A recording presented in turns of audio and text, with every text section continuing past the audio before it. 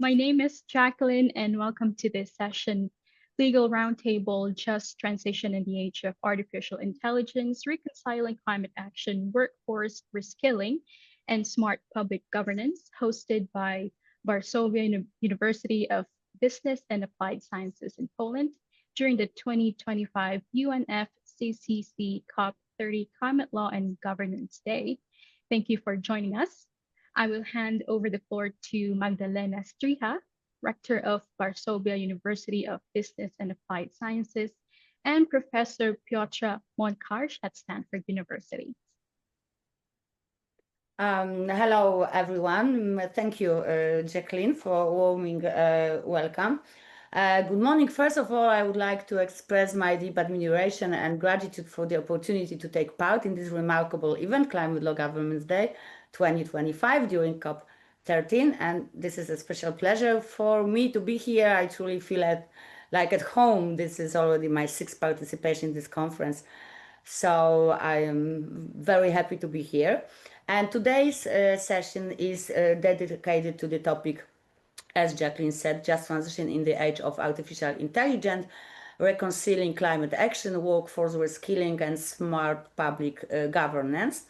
And I have great honor to introduce our speakers, our distinguished panelists, Professor Piotr Monkarz, Stanford University. Hello, Professor.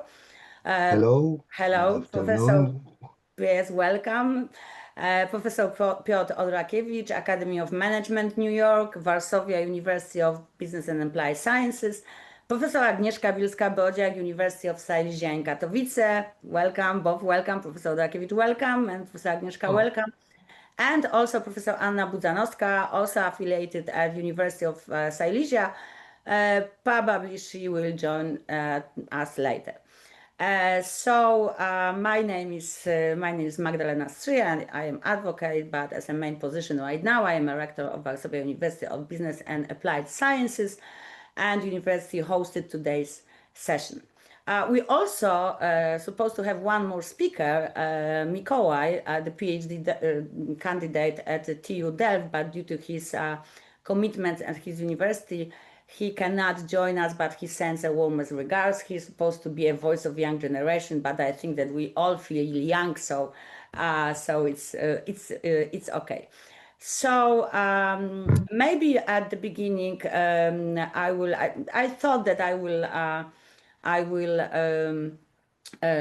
present the main questions and that we will try to answer today, but I think that the best way not to wait for fantastic insights and fantastic reflections, so I will right away skip to our first distinguished speakers, and I would like to invite Professor Piotr Monkarz. I would like to introduce Professor and to you and highlight his achievements. An absolute star in the fields of research, mentoring, young talent, and knowledge transfer. Professor is a professor of civil and environmental engineering at Stanford University and a center fellow at the Stanford Center for Sustainable Development and Global Competitiveness. He has taught graduate classes at Stanford for over 35 years, and in 2017, Professor Monkarz was inducted into the National Academy of Engineering of the United States. And today he serves as co-founder and vice chairman of XGS Energy. He is vice president of the board of the Polish Engineering Council of North America and was co-organizer and co-academic director at Stanford University's Top 500 Innovators program. So Professor will share with us his reflections and try to answer the question, innovate to improve, how can AI help to building circular economy, there is no free lunch, how to reconcile enormous energy demand of AI with the expectation of AI support in the field, in the fight with anthropogenic climate damage. So, dear Professor, the floor is yours. If you want to share the presentation, so feel free to share the screen.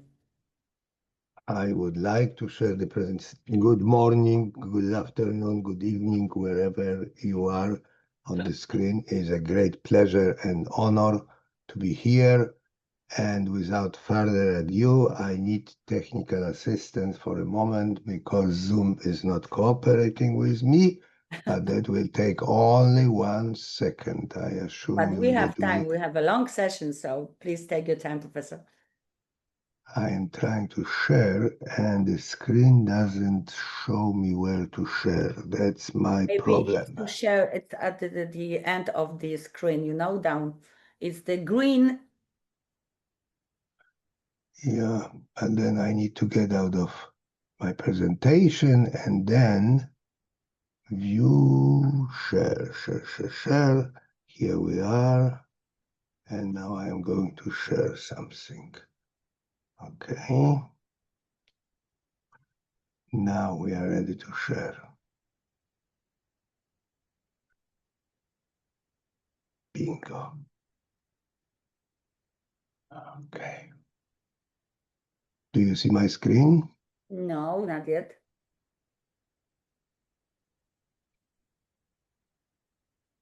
That's sort of unusual. But Maybe we can have see. some help from the chair of CSDL of Jacqueline. Yes. Could you send me the file to my email? And Do you see my screen? No. Okay, let's start again. I've never encountered that problem before. Screen 1, okay. Share. Okay, now you see something. Yes. You see something happened, something changed. my messy screen. Yes, we see. Now I'm going to see. We're going to go here, and we are going to go here. Yes. And you see it? Yes, we see. Okay, so sorry for this. I am an engineer, so obviously there had to be an engineering failure. I'm not an attorney, and my career was entirely in engineering and looking at the changes from the point of view of physical consequences of what we do as a humanity. I know most of you are looking at it from legal point of view, and I am looking at it from how can we build it better, cheaper, and less risky. And that's what is called engineering. And then we go to the question of what's next. And the next is innovation. And allow me to be a little bit pompous here for a moment and introduce to you the Stanford definition of innovation. Surprisingly enough, you can get Nobel Prize and not be innovative. It's just $1 million or whatever it is, plus a nice plaque on your wall. However, you might have a small idea that if you work on it from idea to product, and from product to market, and the market accepts it, and the idea makes meaningful change to some human lives, or to a problem that needed to be addressed from an environmental point of view, which finally we know it's also human lives, then it's innovation. So we have to innovate to improve the conditions of our planet. This is what COP is all about, or COP is all about. And so we cannot continue business as usual. We are stuck with improvements. Now, those improvements don't come without pain. Let's not fool ourselves. We know that the major improvement in our closing conditions and fun in life started with the picture on the left. The first sin was to do something that was innovative and very risky. Did the risk pay off? I don't know. Depending how religiously you want to look at it. However, imagine if we still sat under that tree and enjoy looking at the bucolic scene. I don't think the humanity would be what it is right now. So I think if God set up the tree, it was to tease people into taking a risk. And they did. They paid for it. Maybe we are paying for it till today. But this is why we are this special species that is so creative, innovative, and risk-taking. There's the other guy, you all know, Prometheus, the guy who didn't listen to Zeus, went and grabbed the fire and passed it to humanity. Can you imagine life without fire? Is it even possible to imagine such a thing? So he took enormous risk as this voucher is ripping his liver out as a punishment for what he did. Oops. Sorry, my slides have some flow in them. That's when you jump from Mac to PC. So forgive me for this. So AI and circular economy. And let's look at how AI supports the circular economy, how AI improves the resource efficient economy. I am not getting to the question of AI because you all are sick and tired of people explaining to you AI. It's hard to open a newspaper or look at the TV or the radio or even have a conversation with anybody without having the word AI driven, AI mentioned. So we know how it works. Huge, smartly operated database from which we extrapolate information in a fashion that makes sense based on the query. Or so we hope. So AI-driven waste and detection and sorting. I had a pleasure of working with a company recently, Carbotura, US company based in Florida, and they are looking at the waste as a resource for raw materials. And so what they do, they take the waste and decompose it to molecular level and reassemble it. So a truck of garbage comes in, a truck of raw material comes out. Imagine that. Could it be more circular than that? Of course, the raw material now has to be processed into something new that we need, hopefully. And that something new needs to be produced in a process that will require energy. So we come to the other aspects in a moment. But where is AI in it? Those processes are incredibly complex. I mean, if you talk to the inventor, he will tell you, oh, this is simple, till you ask him, show me the flow diagram, and it's incredibly complex. There is no way we could, in traditional manner, approach such a challenging and exciting opportunity as getting from waste to product. So we have to have some smart process that will control the life cycle of the material. And so then systems that are processing the materials, that are delivering them to the processing plant from the places where we collect the waste, not to say garbage, and systems that later produce new product out of it, they all need to be maintained.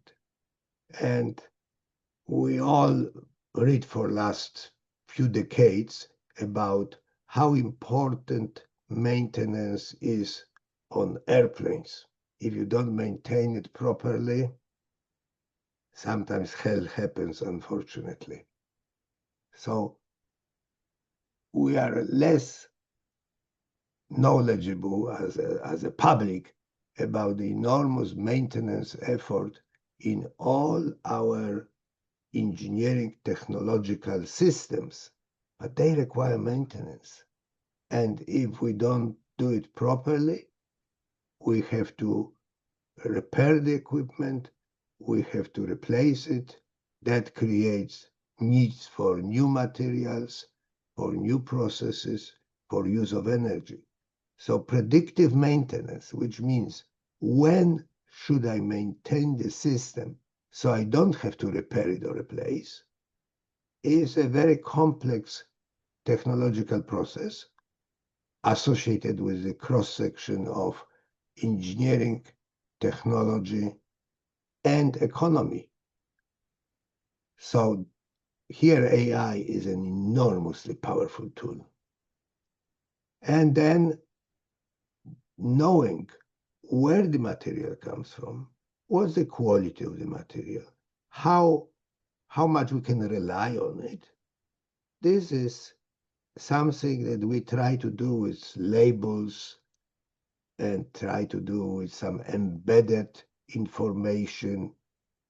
Poland has excelled in it by having developed system where you have few molecules installed in the material that you can now find out where the materials come from. But keeping track of all this around the world, that's pretty tough. For this, AI will be uniquely fitted. And we are moving in that direction. So those are sort of very positive things related to circular economy. There is no free lunch. I had the privilege or luck. I knew Milton Friedman, and we used to meet. I had the opportunity to have lunch from him from time to time. You know, he was the big guru of capitalist economy. And when Poland was gaining independence at that time, and there was the question of whether Poland should use Polish currency, whether Poland should use euro or even dollars, there was a question, etc., etc. And with those discussions, Milton Friedman would say to me, remember the basic truth. There is no free lunch. Whatever you do, there is a price to it. And so there is a price to it. And so you have to evaluate the price versus the benefit of your action. So let's look at AI. There are environmental costs. We know that the predictions are that if we go on the path on which we are with AI right now, we will have to double the amount of energy that we are using. Where is this energy going to come from? I mean, SOP was created with the premise of reducing the use of fossil fuels as a direct source of energy. Countries like Poland are still heavily dependent on coal.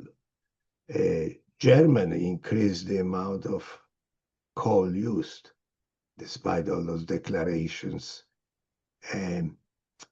Our responsibility of looking at AI as increasing demand of energy is not off the table. It is not a new toy that comes for free. The data centers that are required for processing the enormous amount of information associated with AI requires plants that are serving the data center, not just the energy, the cooling towers that require water.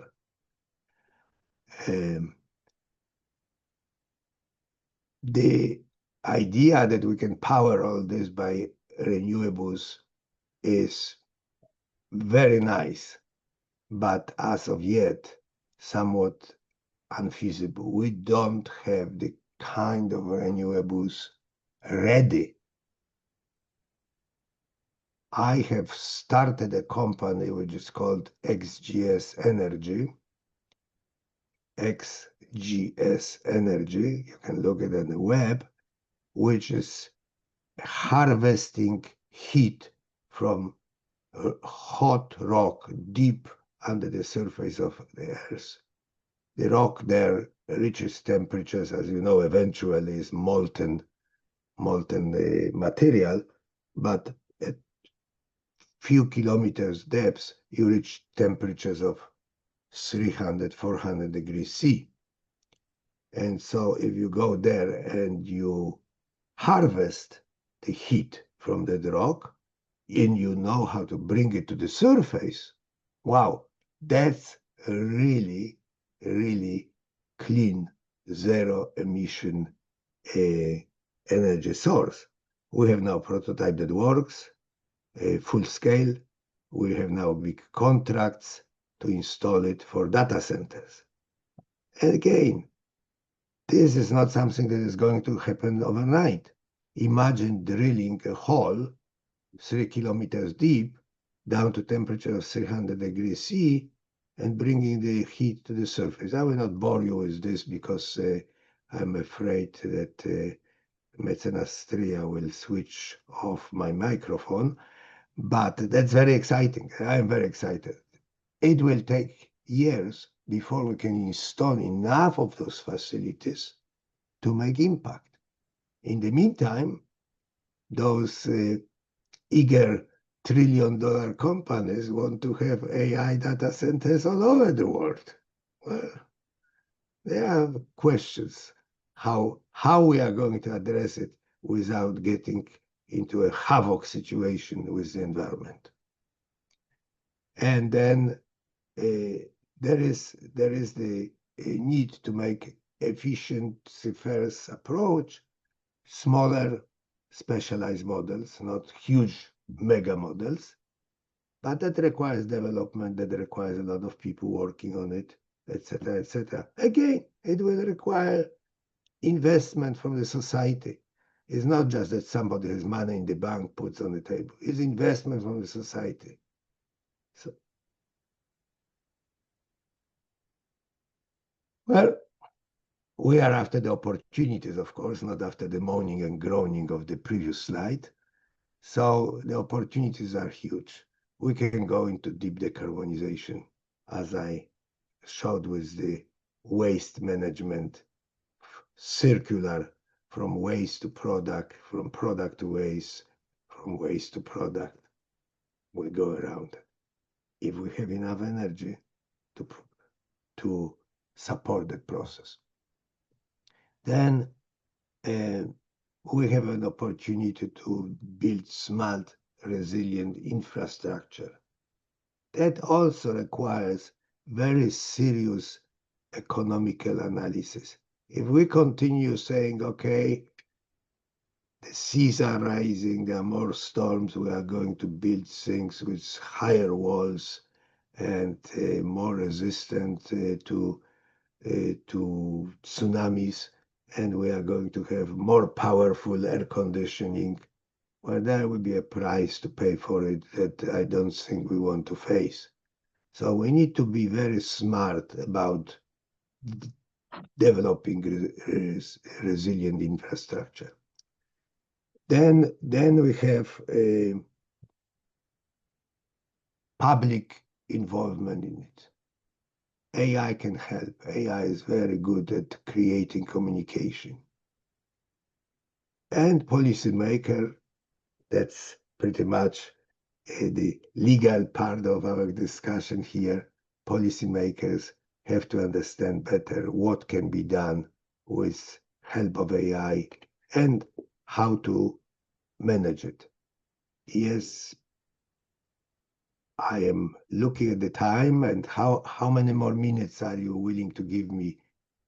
I think that we have, as I see, 68 participants, and I think that they listen to you like with huge interest. So please continue the presentation. Thank you. Professor. Few more minutes. I will try to be concise. So let's look at the huge growing appetite for mega companies to become even more mega. Now, I know they are all having departments for environmental protections and this and that, and they publish nice information about how green they are or how hard they are working on it. But the bottom line for them is the dollar. The dollar. When we start talking about this dream of a company becoming $1 trillion company, $1 trillion, how many countries would like to have $1 trillion economy? And here's one company, and the others one are chasing it, and there are coming new ones that those guys here are saying, we are going to show you what you really can do with AI. And that's not that they are going to do it staying small, okay? And of course we know that egocentric genius here. So we are seeing a market for AI that is driven by privately controlled money, enormous amounts of privately controlled money. Huge projects of past tense were usually involving government or were totally managed by government. Today, this is out of hand. It's privately managed. So now the public has to be really on the watch. The public has to understand what they are doing, how they are doing it, and have influence on those decisions.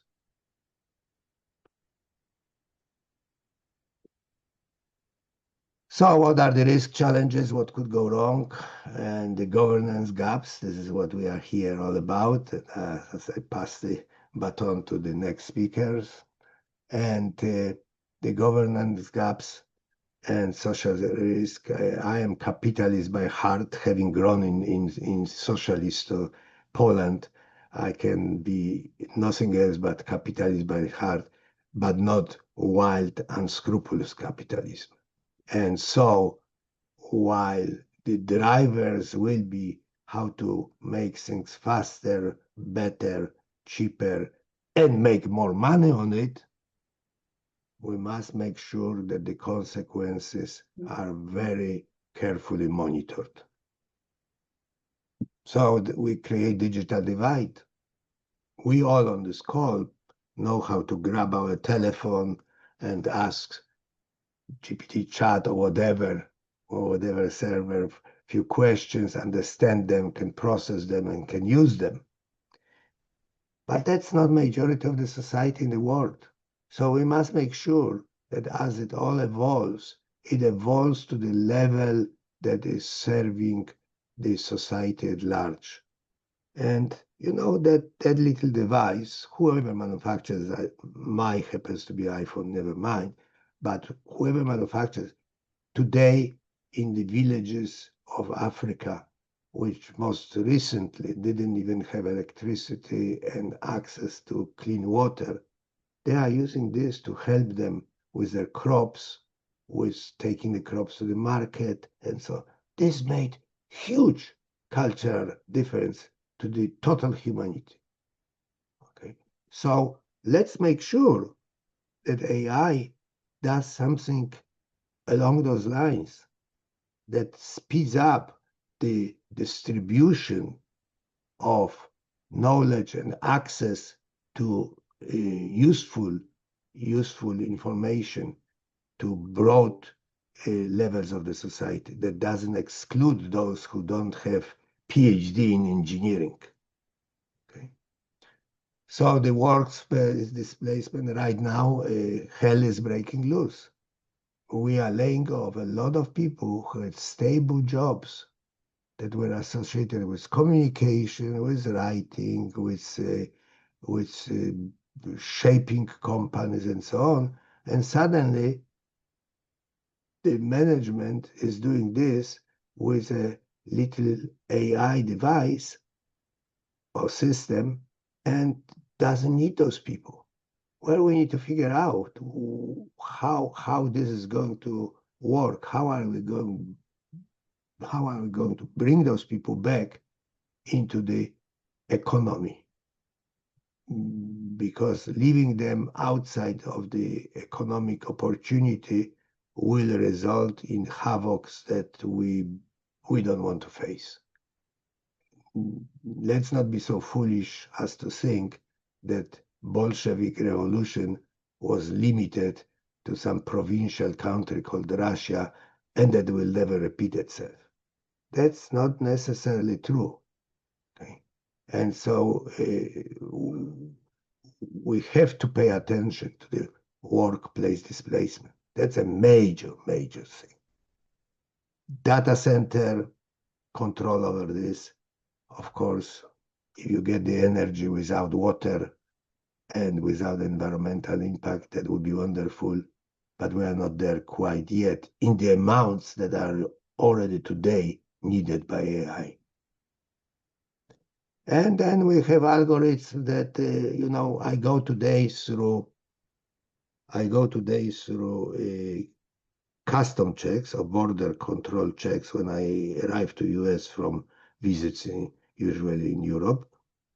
And there's a machine that looks at me.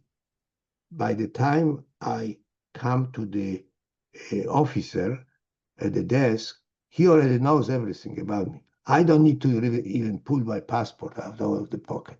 Well, you say, wow, that's efficiency, right? It goes very fast. But there are nearly 400 million citizens right now that are there in a database that is so fast accessible that I pass by the camera and a few steps further, an officer knows everything about me. That sort of makes you pause and think for a moment. It begins to be a little bit scary. So we are talking environment here, but those things are linked. Those things are linked.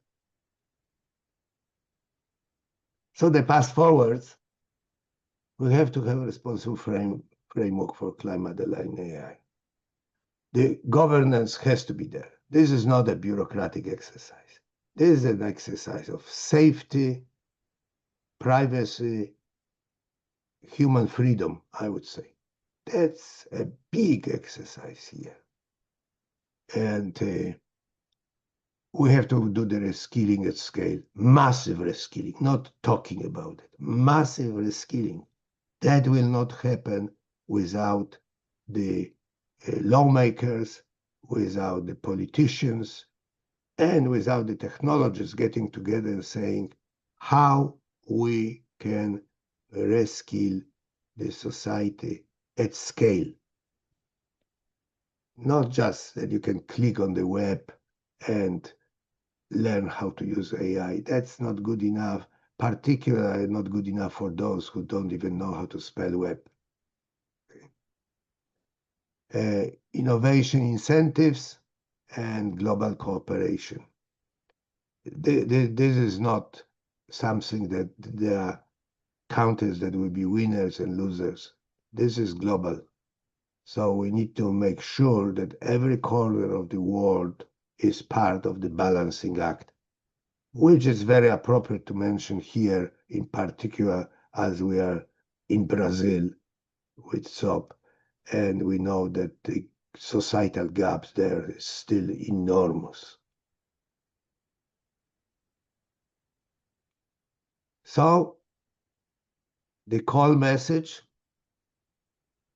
AI can be powerful, can be a big tool in our war on the climate change that is driven by us, but has to be deployed responsibly, transparently, and with a just transition. And that's in our hands from the legal part of the society to the technical part of the society and all in between. Thank you very much.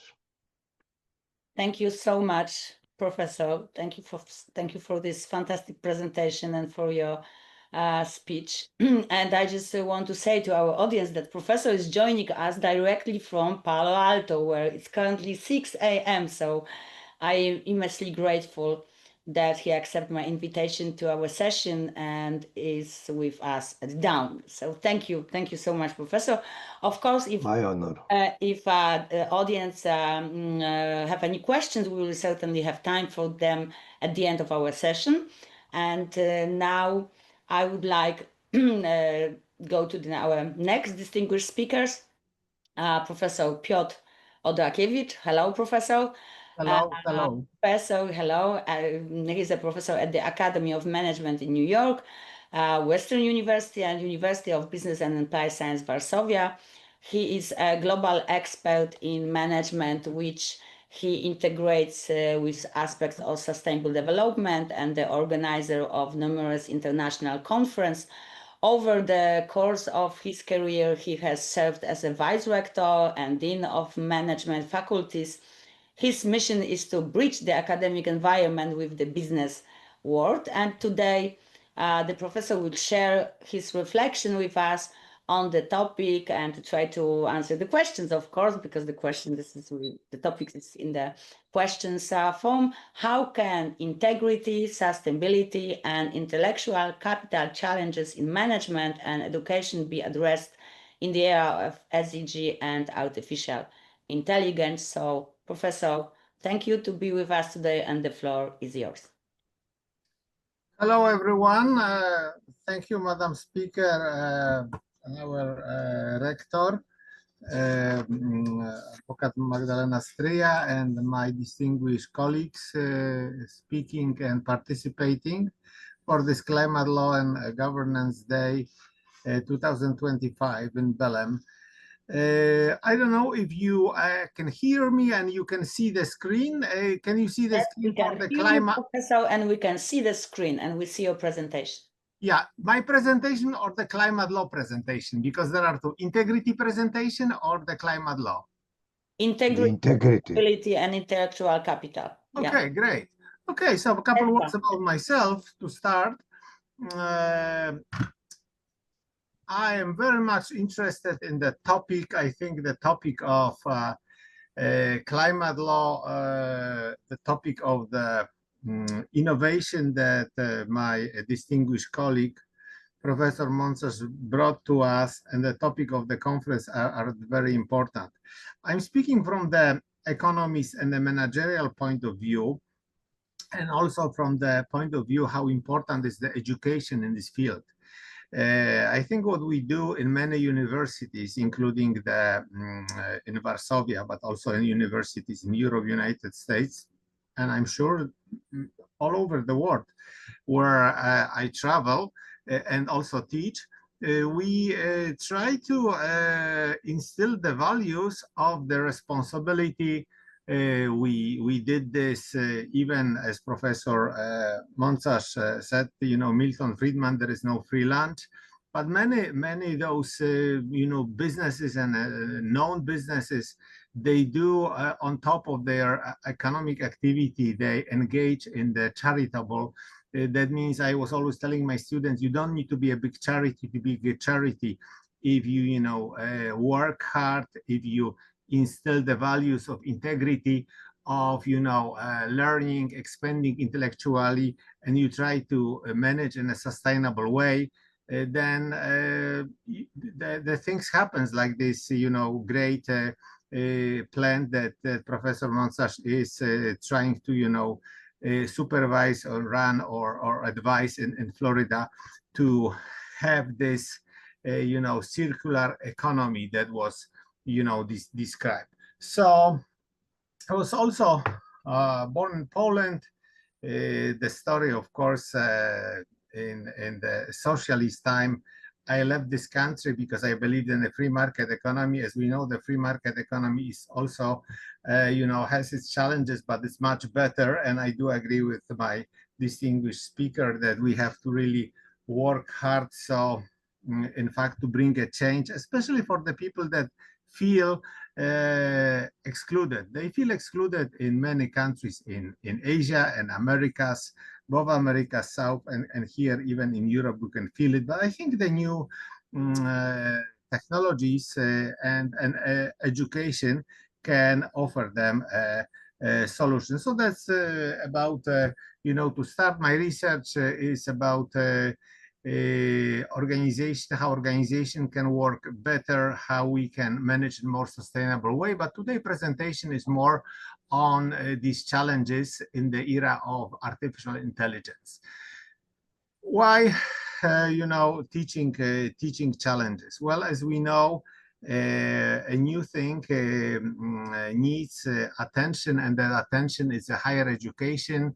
I view my role not only as someone that transfers the knowledge, but also as one that is connecting. So if I work for Academy of Management or go to their conferences, or I know people from universities in Canada or States or many other in Europe and other countries, I try to link them with students and professors in Poland. So I think there are, as Professor Mintzberg from Canadian University McGill said, you play many roles in management and in your life, yes? So you can be a good economist and a manager. I was actually managing a big corporation for headquarters, first for Chrysler Canada, part of Chrysler United States, also big energy consumption there. And then the Daimler, the German company, has merged with us. So we manage for Daimler and Chrysler. So I feel that need for the corporations, not just in education. But let's go to maybe more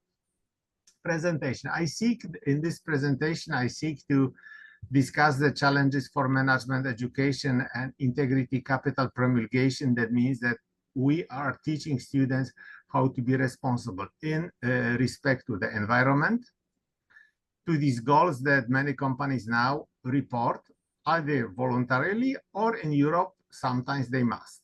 But anyway, whether they must or not, we have to teach them. In my opinion, we have to be aware even ourselves how we treat the environment. This whole conference and for many years here, not only addressing the climate law and so on, but addressing the importance, of the legal institutional reforms.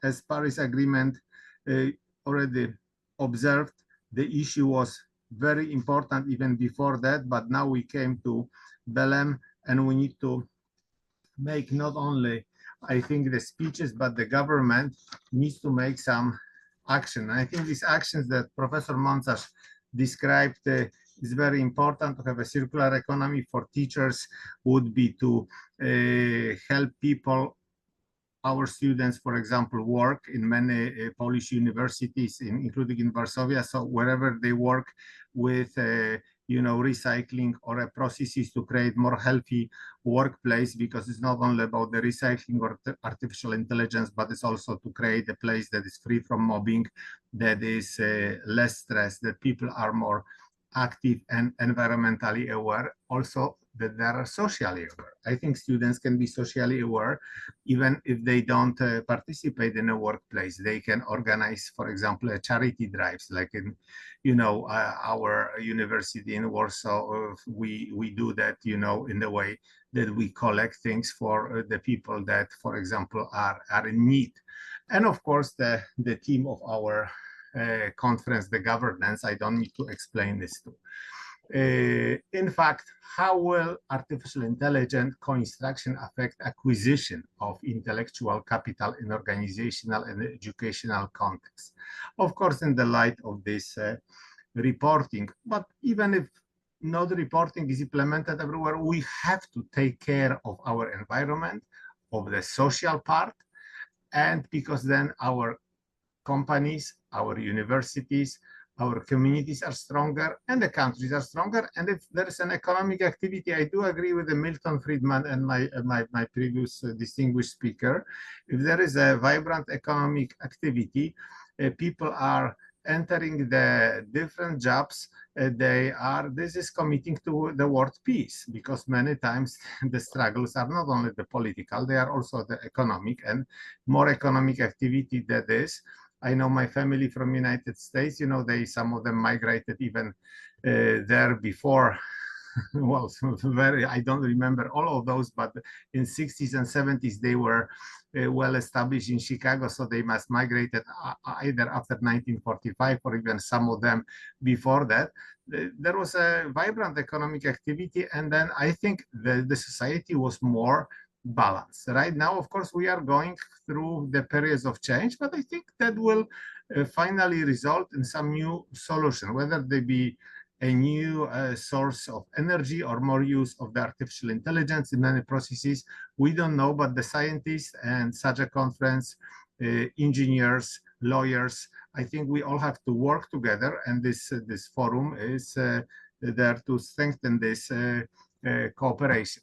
The role of course, I will maybe, because of the time constraints, Madam Speaker here, our leader, I will maybe omit some of this environmental, social, and governance, and I will focus more on the what is our climate, natural resources, pollution, environmental opportunity, environmental pillar. From the educator point of view in the management and economic sciences, I was for more than now, I think 12 to 13 years, trying to promote the ideas that no matter whether you teach mathematics or sociology or engineering, or in my case, management sciences related to the human side, so those that Kahneman also was researching, so for example, how we make a decision, whether we are rational beings or not, how we make organization more stronger. There is a need to be aware of those pillars. Those pillars that I talk about, and they are very important. I think all people here are very much adhere to. This is the source is PricewaterhouseCoopers report. We need to always strengthen, whether we teach subject in social sciences, pure sciences, or you know, even arts, that climate is very important and natural resources need to be protected. Therefore, you know, things that this conference theme is, you know, how to decarbonize things. Carbon itself, it's not a killer as long as we don't burn it and we don't use it. It's, you know, many chemical aliphatic and other fractions. So there could be maybe a way to, you know, for sure need to decarbonize, but also that, as a Professor Monza said now, how some countries will get the energy for increased consumption when the centers for AI will need it. Also, in Poland, for example, here, drinking water, it's not an abundant supply. And I know in many counties and states in the United States would be very similar story that we need to conserve water. That goes, of course, for other things like toxic emissions and so on. So these things for environmental pillar in education, I would say, needs to be more incorporated into the curriculum than it is right now, and people to be more aware, because they will be future leaders, managers, and so on. And I think this is the, you know, the role. The social role I explain, of course, prevent discrimination, of course, proper political contribution if someone wants, but without, you know, with the prevention of any corruption, also support for diversity, human rights, and community and relations. Social pillar also could be a strength, and I will just talk about these three pillars, and then I will then maybe take questions. We in our research, in our teaching, should be very much cooperating and be balanced, not only the developing the scientific capital, but also the human capital, so the people are very much aware. Of course, here lawyers can help. What is the liability if you make a service or a product, but also how we can produce a product with proper safety rules and quality and so on. The rest of this is, of course, more in this report, and what I try to use in my teaching is more for a longer courses. I will not occupy your. And finally, of course, governance, how organizations, and the leaders are accountable. And this goes for a compensation, proper compensation, of course, the balance, as I said, sustainability. So the shareholder rights, but also, the rights for stakeholders, not only the shareholders, but those all that have a stake. And of course, the governance pillar, so corporate behavior, the diversity on the boards, the ethical business decision-making. I don't know if I still have time, Madam Speaker. Like 2 minutes, 2 minutes, yes. So I will end with the lack of sustainable management practices may lead to corruption and, of course, may lead to social exclusion. So we should do all to prevent. And this session, thank you very much for inviting me on, of course, climate law governance objective COP30. And it's for us, I think, a forum to learn from each other and then go into the action to prevent those issues and create more equitable, sustainable, and a better world. Thank you. Thank you so much, Professor. Thank you for your fantastic presentation. Thank you for your reflections and a great speech. Thank you so much. And for accepting my invitation. I'm honored. And ladies and gentlemen, now it is also my great joy to welcome Professor Agnieszka Bielska-Rodziak. And I'd like to emphasize this, that she has accompanied me on my journey with Climate Law and Governance Day conference from the very beginning. And Professor, she's affiliated with the University of Silesia, with her extensive experience as a prosecutor, judge, attorney, and psychology. She serves as the students and doctoral candidates' rights ombudsman at the University of Silesia. And she is a pioneer in the field of animal rights in Poland. And she's specializing in the ethical and legal status of animal. Additionally, her research interests include bioethic issues, particularly the topics of legal gender. And I'm very happy that Professor accepted my invitation. So, dear Professor Agnieszka, the floor is yours. I check my mobile, sorry. Okay. Ladies and gentlemen, thank you very much for the opportunity to be here and to speak today. I would like to express my special gratitude to Magdalena, for Rector Magdalena Stryja, for remembering me. And I would like to express that I remember that this climate summit in Katowice in 2018. I'm a lawyer, as you said, who works with a focus on legal interpretation and legal education. And today I would like to say a few words about the broader context in which law is interpreted and about why it is sometimes respected and sometimes disregarded. My contribution is also an invitation to reflect on how we can ensure the climate truth is seen more broadly and more powerfully by the wider public, rather than only by those who work professionally in this field. The question framing our panel is presented from two perspectives. The first perspective concerns how artificial intelligence can support at the technological level our effort to halt the climate crisis.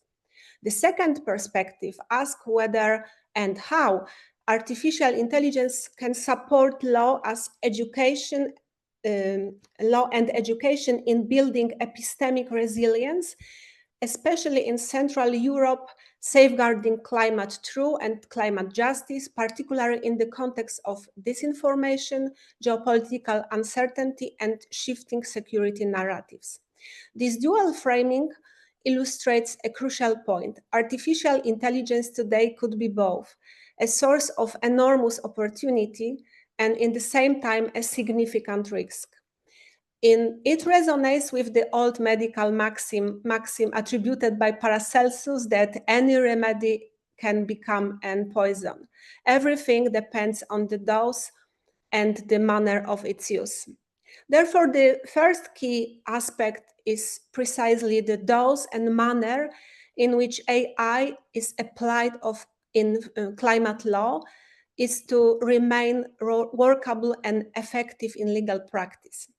By using this metaphor of the dose and manner of use of AI in the context of climate policy at this particular moment in time in the year 2025-2026, I want to highlight that although AI is not non-legal factor, it is nevertheless fundamental to keeping the law alive today. And the second essential point is that although our discussion concerns global phenomena, global outcomes are always composed of local parts, of their specific moment in time, their social conditions, political tension, and their contextual constraints. This is why I refer this metaphor to the Polish context, which vividly illustrates how what happens around applicable law can make the law itself fragile. In extreme cases, the law may be rejected to such an extent that becomes de facto inoperative and functionally dead, what legal doctrine calls desuetudo. Over the past year, we have seen with exceptional clarity how rapidly new challenges emerge in the application of green politics in Poland, especially when confronted with current social attitudes that push anxiety about the climate catastrophe out of the foreground. During the past year following Donald Trump election in 2025, it has become clearly visible in Poland how quickly new challenges have emerged in the practical application of green law. This is evident in the loud and powerful narrative that pushed the fear of climate catastrophe into the background as the possibility of war rises to the center of the public narrative. Ladies and gentlemen, how can we talk about the climate crisis in Poland today when the fear of war dominates the collective imagination? In Poland, as in much of Central Europe, the public conversation today revolves around security, defense, and survival. Many people wonder whether Article 5 of NATO will still protect us or not, whether we may rely on our allies. This collective anxiety changes not only politics, but also our sense of what matters. When social media amplify skepticism, the climate narratives begins to fade. Not because silence has failed, not because the risk of climate catastrophe has less dangerous, but because fear has redirected our attention. And when fear grows, science falls silent. We are seeing, as Ray Dalio notes, that the end of some kind of global order. But this is not only a political shift, it is also a psychological and epistemic one. People everywhere are losing their sense of stability and predictability. In such time, we long for simple stories that give us comfort, identity, certainty, and this longing makes propaganda effective. Fear, propaganda, and manipulation of information form today a new dimension of the global security crisis. They not only shape our beliefs, they also reshape our ability to recognize truth. AI now drives economic and social change. It's obvious. But at the same time, AI has become a word in itself, a word that must be mastered for the truth about climate. Algorithms amplify what is emotional, not what is true. Fear becomes a currency, and provocation becomes involvement. And this digital noise, science is drowned out by emotions. So deepfakes, bots, and polarizing narratives blur in line between knowledge and manipulation. Yes, disinformation amplified by AI reduce public trust, and it's obvious that without trust, no just transition is possible. Few words about time. Time and interpretation of law. Time, the moment in which we live, is not neutral. It determines how we see and interpret the world. Climate policy must think in terms of decades, while public attention today operates in the rhythm of 24-hour cycle, thanks to AI as well. This gap creates a crisis of interpretation. Law speaks the language of continuity, while society listens in the tempo of crisis. This is where law and education become instruments of something what I call epistemic resilience, our collective ability to preserve truth under pressure. I'm sure that legal interpretation is not just a technical act. It is an act of understanding a changing world. It connects facts with values and the future with the present. Climate and legal education today must not only emphasize the gravity of the climate, catastrophe risk, but also, and perhaps above all, teach citizens to recognize manipulation, understand scientific and legal sources, and see climate law not as ideology, but as a shared tool for justice and survival. This is what I call epistemic justice, something what is the right to know, to understand, and to co-participate in decision grounded in truth.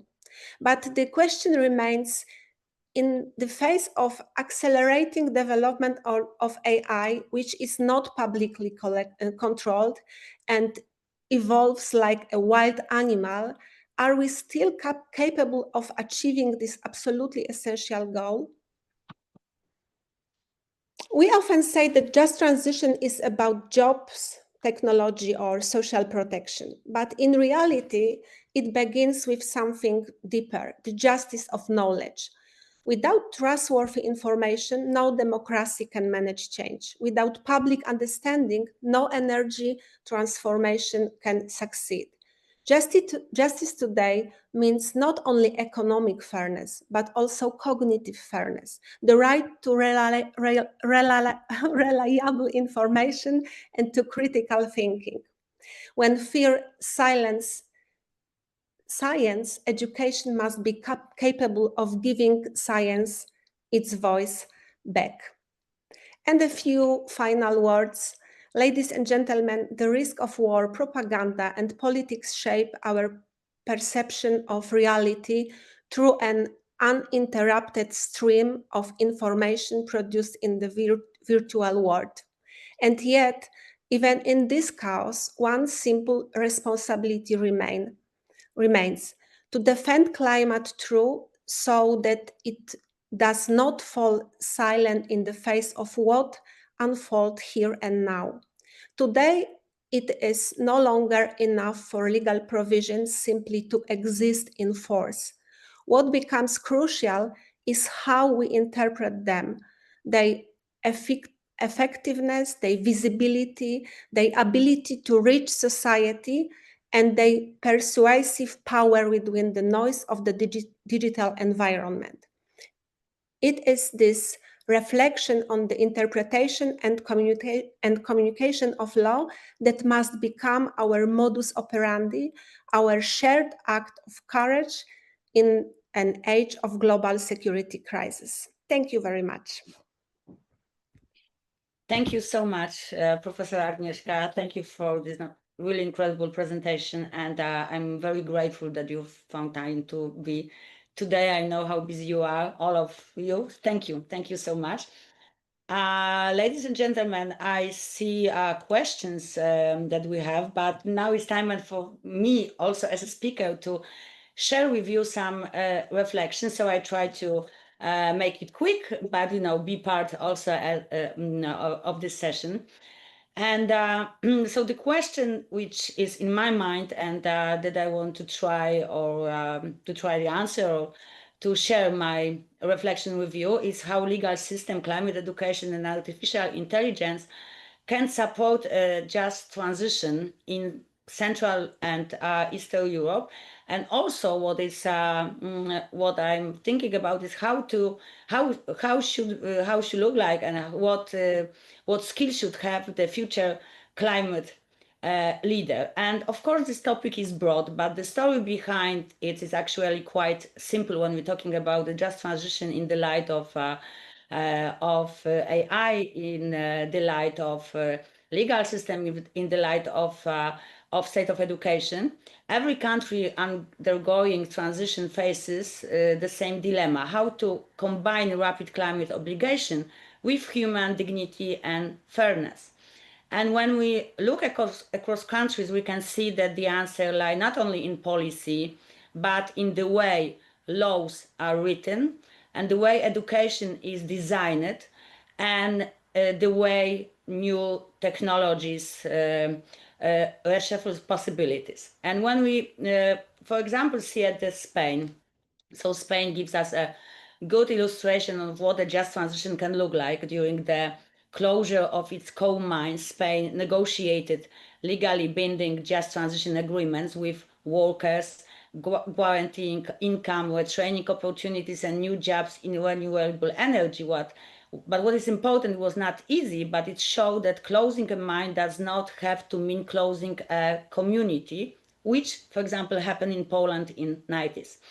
When we see, when we move further north to Finland, for example, we see a very good practice. And Finland used digital twins, AI-supported models of entire regions to simulate how energy investment or transport changes will affect people's daily lives. And before a decision is even made, local authorities can see where job losses may occur or when new training centers should be created.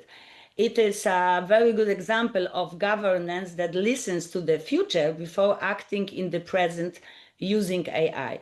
For example, in Estonia, a labor market system uses AI to predict future employment needs and to guide workers into training before shortages even appears. But what about the Central and Eastern Europe, including Poland?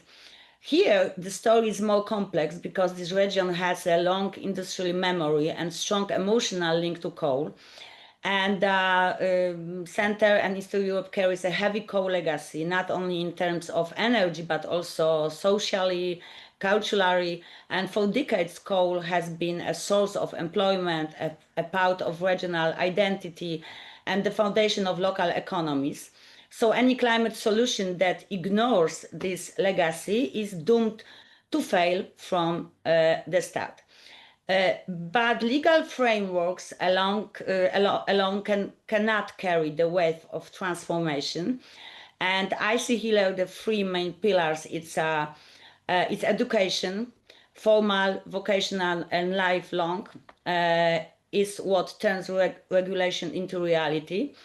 Technology, and of course law. And because now I'm acting as a rector of the university, so thinking, analyze program studies. So let me start a few words about the education and to link with AI. So the transformation to a climate neutral economy, as I said, requires not only technology and funding, but above all people equipped with the right knowledge and competencies. This is who today we must speak not only about emission reduction or green investment, but about education, especially higher education in fields of law, policy, engineer, business.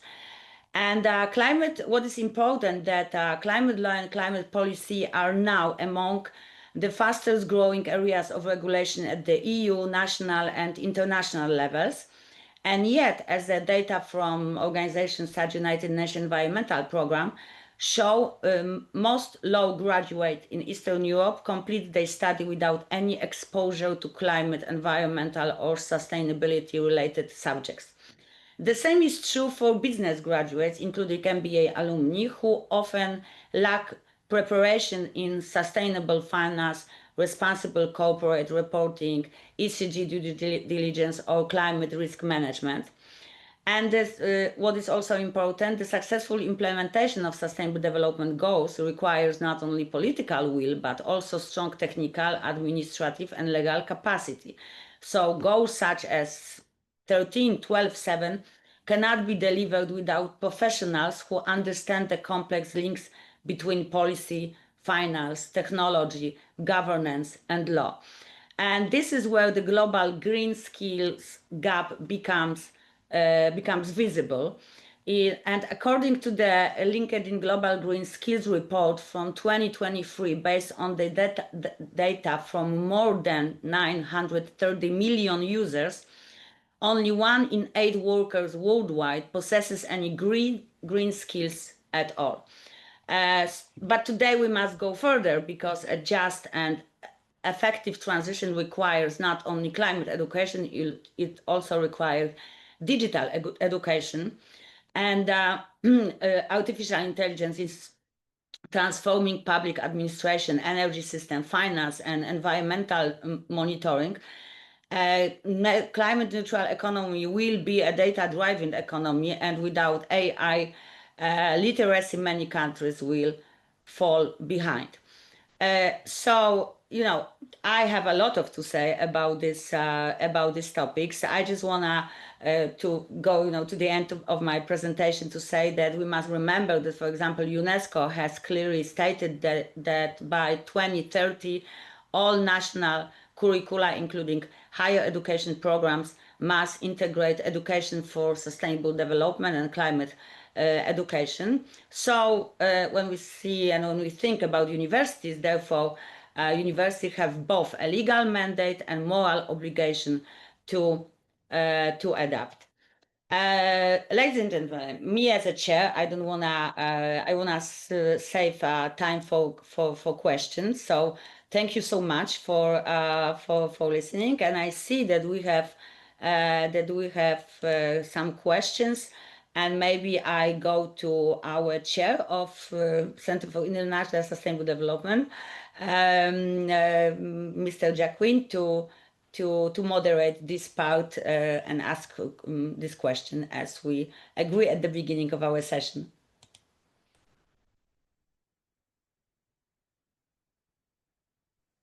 Hello. Hi, yes, there was a question from anonymous attendee. Oh, this is fantastic. I see a lot of questions. From the US. And then they said, while I certainly don't disagree about the promise AI brings to tackling our growing social and environmental crises, I'm concerned about the role of tech companies in driving this innovation. How much help do you believe that these companies will be in solving the problems they are also effectively adding to, especially as many, if not most, struggle with even reaching their own net zero goals? So I think that these questions is addressed to Professor.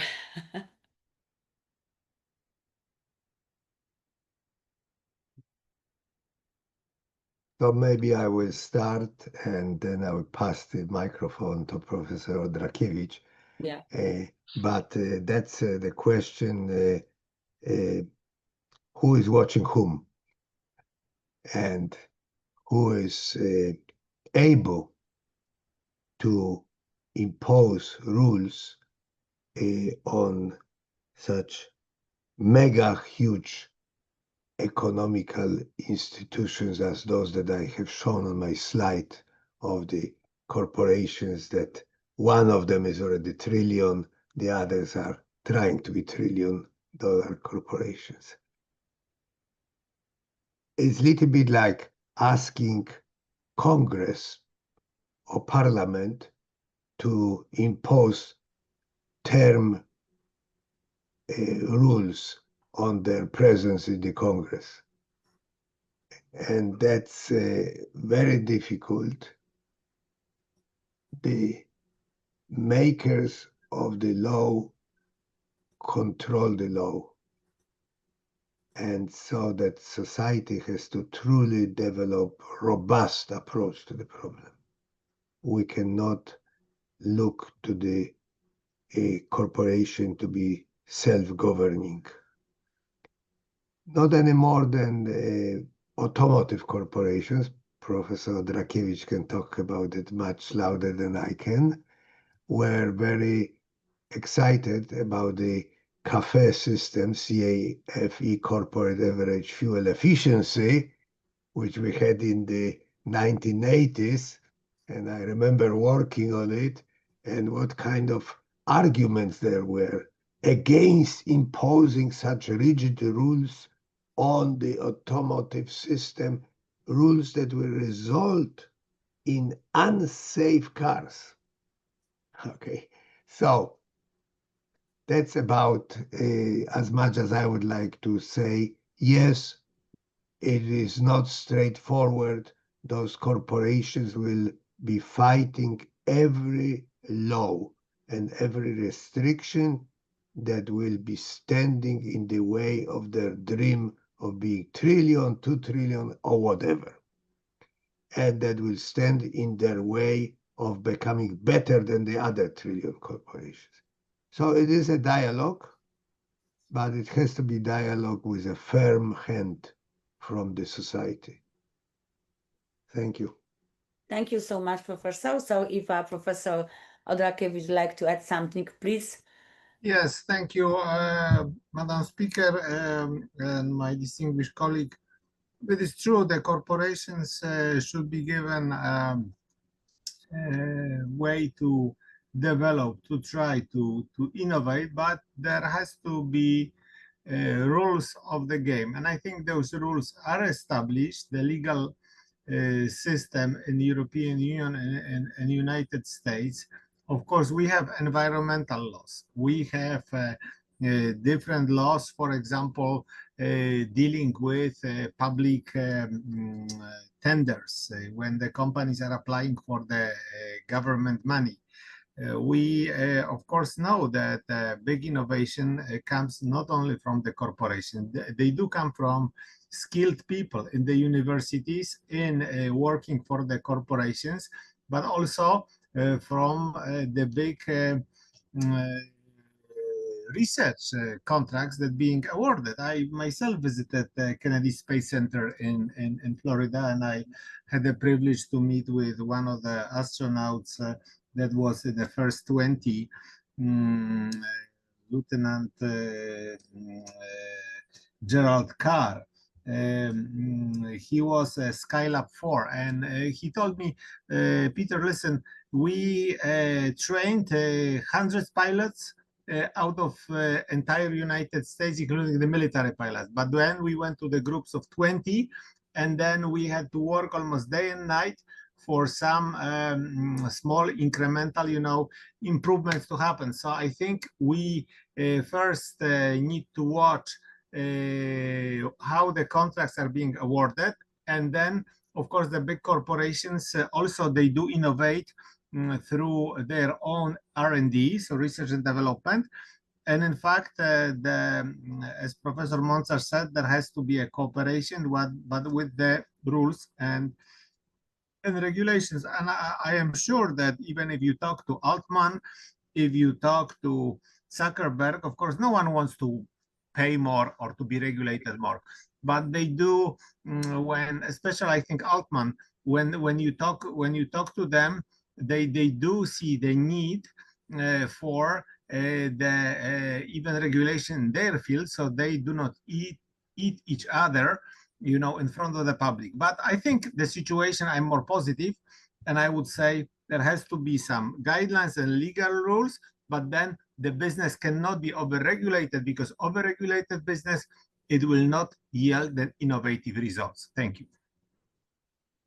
Thank you so much, Professor. So go back to studio, to Balem, to Jacqueline, and I don't know if we have still time, but maybe we can have time for another We question. have about 8 minutes left. Yeah. So another question from Robertina Hollinson, and perhaps related to that, is Tesfaye Abate. How can small island states like St. Lucia embed responsible AI and circular economy standards into their national climate laws so that innovation accelerate our just transition without increasing our digital energy footprint? And what is the role of AI in developing countries to mitigate emission, and how can law regulate it to achieve climate change mitigation? Thank you so much. And I'm looking at the Professor Piotr Montarz, who is our expert of AI, and I also ask him to try to answer the question, which is a difficult question, and I understand that. But what do you think, Professor? Well, I think the question is more for Professor Agnieszka Bielska-Brodziak, because that's a question of how to protect, sorry for the terms, certain species that are minority in the big zoo of species. Those small islands are sort of forgotten and left on their own to major degree. But I would say that AI creates opportunity for them, because they can very fast get a group of AI-verse leaders that can communicate it with the world much more efficiently, much faster than coming every few years to COP to voice their concerns. Also, with AI, they will be able to access the knowledge on technology of people that work for them, knowledge on technologies that are developing rapidly around the world, that otherwise is sort of tough for them from those remote places to get to the kind of meetings that I have every day in Silicon Valley. So a AI communication system can become a very powerful tool for them in building resilience and possibly in finding attractive partners to implementing solutions. Yes, thank you so much. And there was a point about the law and how law can protect small island and the legal system. And this is, in my opinion, this is the field to create the teams and that's what I said about education and future climate leaders, because right now the good law cannot be created only by the lawyers. It has to be interdisciplinary. It has to be connected in legislations committee, for example, the lawyer, someone who engineer who is familiar with AI, someone from environment protection and know what is it's like something special for a region, for example, like Silesia, like small islands. So I think that this is challenge for future legal system, how to create them right.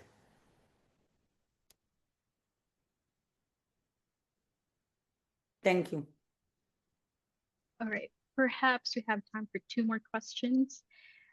This is from Dr. Kishore Shankar Dere from India. How to curb misuse and manipulation of the AI by corporations who violate ESG requirements?